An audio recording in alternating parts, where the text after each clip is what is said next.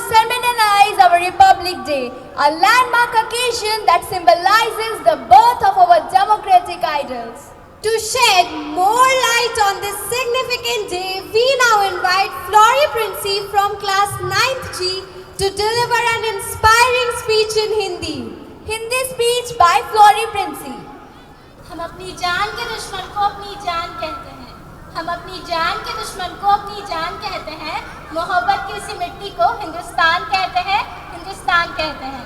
परम सम्मानीय अतिथिगण, मेरे शिक्षकगण, अभिभावकगण और उज्जवल भविष्य रूपी चमकते सितारे, मेरे प्यारे साथियों, गणतंत्र दिवस की स्वर्णिम बेला पर मैं फ्लोरी प्रिंसी गुप्ता पूरे जेस की ओर से आपका हार्दिक अभिवादन करती हूँ।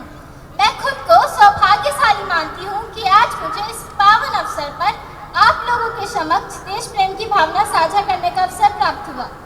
आओ गणतंत्र दिवस पर सलामी देते उन्हें जो इसके असली हकदार है। मिट्टी का हर एक कतरा उन्हीं का तो कर्जदार है। 26 जनवरी हर वर्ष हमारे देश में गणतंत्र दिवस के रूप में मनाया जाता है।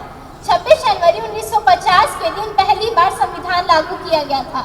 इस दिन को पूरे भारतवर्ष में खुशी और उल्लास के साथ मनाया जाता है और देश पर मर मिटने वाले सभी स्वतंत्रता सेनानियों को याद कर उन्हें श्रद्धांजलि अर्पित की जाती है।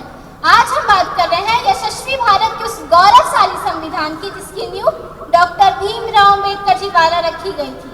आज यही संविधान भारत की आत्मा है और इसका पालन देश के प्रथम व्यक्ति अर्थात राष्ट्रपति द्वारा भी किया जाता है। इस संविधान का सम्मान करना और इसे सर्वोपरि रखना हम सभी देशवासियों का मौलिक कर्तव्य है, क्योंकि कहा गया है भारत की हर समस्या का है जहां समाधान, भारत की हर समस्या का है जहां समाधान, स्वतंत्र रखे जो हमको वो है अपना संविधान, वो है अपना संविधान।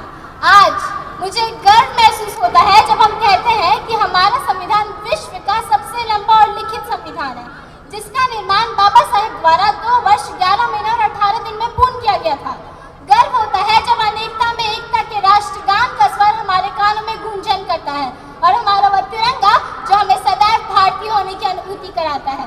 प्यारे दोस्तों, आज अगर हम अपने देश को आज़ाद कह सकते हैं और देश में खुशी और उल्लास से गणतंत्र दिवस मना रहे हैं, तो इसके पीछे देश को पूर्ण स्वराज दिलाने वाले महात्मा गांधी, सरदार वल्लभ भाई पटेल, सुभाष चंद्र बोस, भगत सिंह, लाला लाजपत राय जैसे अनेक स्वतंत्रता सेनानियों को और हमारे देश के वीर जवानों को हमें सदैव याद रखना चाहिए, क्योंकि उनके ही संघर्ष और परिश्रम से हम आज़ादी की जिंदगी जी पा रहे हैं।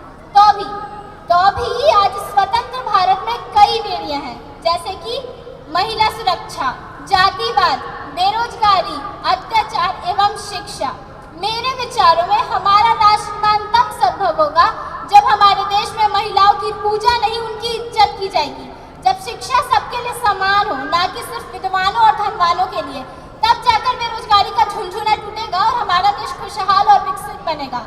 साहब, ये सब तब होगा जब मजदूर को मजदूर समझा जाए, मजबूर नहीं, गरीब को काम दिया जाए, दान नहीं। और अगर दान देने के इतने इच्छुक है ही तो जीते जी रक्तदान दीजिए और मरने के बाद अंग दान देकर किसी मरते हुए को जीवन दान दीजिए। यही सच्ची देशभक्ति और यही सच्चा राष्ट्र प्रेम है।